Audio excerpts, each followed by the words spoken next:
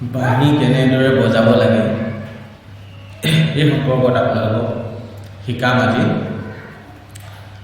বাঁহীৰ প্ৰথম আপোনালোকে টিউনিং কেনেকৈ উলিয়াব, টিউনিং অৰ্থাৎ মাতটো কেনেকৈ উলিয়াব।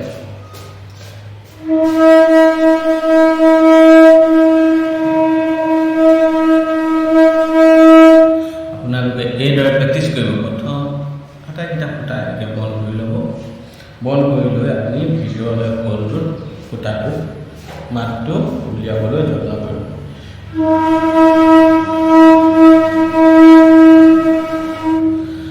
এইদৰে আপোনালোকে আটাইকেইটা ফুটা বন্ধ কৰি লৈ মাতটো উলিয়াবলৈ যত্ন কৰিব।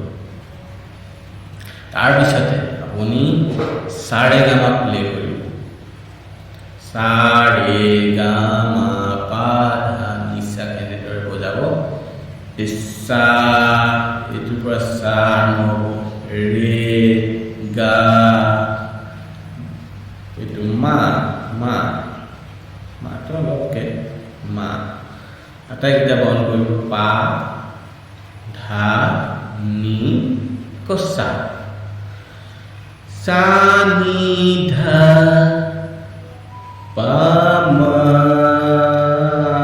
গা রে সা, সা রে গা মা পা ধা নি সা। আপুনি বাঁহীটো কিদৰে ধৰিব, ধৰাৰ প্ৰেক্টিছটো আপুনি এই ধৰণে বাঁহীটো ল'ব। লৈ পেলাই আপোনালোকে বাঁহীটো এই ধৰণে লৈ এই ধৰণে বজাব লাগিব। এতিয়া সা ৰে গা মাটো মই বজাই দেখাইছোঁ আপোনালোকক, চাব আপোনালোকে ভালদৰে।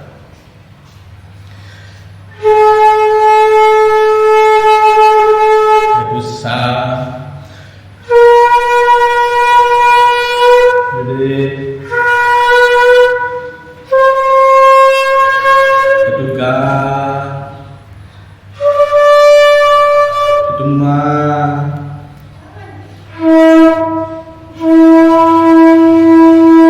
এইটো পা,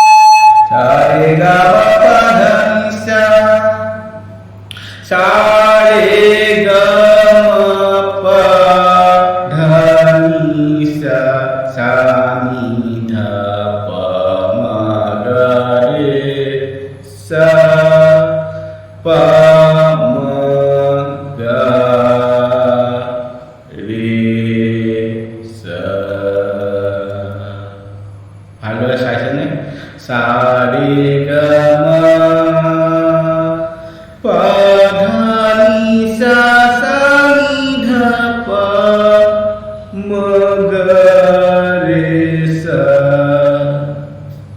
ঠিক এইদৰে আপুনি প্ৰেক্টিছ কৰিব প্ৰথম লাহে লাহে বজাব সা ৰে গা মা পা ধা নি সা সা নি ধা পা মা গা ৰে সা এইদৰে লাহে লাহে স্পীড কৰিবলৈ চাব স্পীড কৰিলে আপোনাৰ প্ৰেক্টিছটো আহি যোৱাৰ পাছত আপুনি যিকোনো সুৰ বজাব পাৰিব যিকোনো গান বজাব পাৰিব আপোনালোকে নিশ্চয় আজি শিকিব পাৰিছে টিউনিং কেনেকৈ কৰিব লাগে মাতটো কেনেকৈ উলিয়াব লাগে তাৰপিছতে আপুনি সাৰেগামা কেনেকৈ বজাব লাগে কথাখিনি আপুনি ভালদৰে শিকি ল'ব মইতো সম্পূৰ্ণ দেখাইছোঁ সাৰেগামা কেনেকৈ বজাব লাগে ঠিক এইদৰে আপোনালোকে প্ৰেক্টিছ কৰিব প্ৰেক্টিছ কৰিলে অট'মেটিক আপুনি বাঁহী সুৰ কেনেকৈ বজাব লাগে বাঁহী কেনেকৈ বজাব লাগে ইত্যাদিবিলাক আইডিয়া আহি যাব ফাৰ্ষ্ট লেচন হ'ল আপুনি মাতটো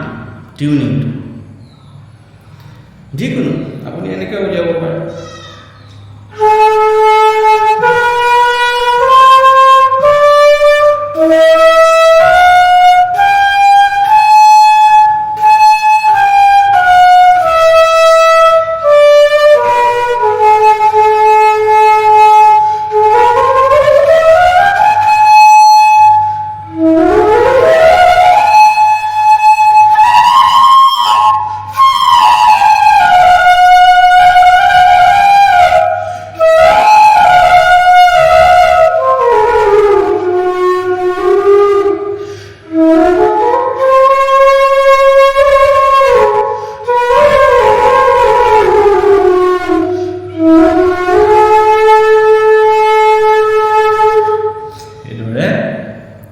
বজাব সুৰবিলাক বজাবলৈ শিকিব দীঘলীয়াকৈ সুৰবিলাক যেতিয়া বজাব আপুনি অট'মেটিক আপোনাৰ বাকী সুৰবিলাক আহি যাব চেষ্টা কৰক হ'ব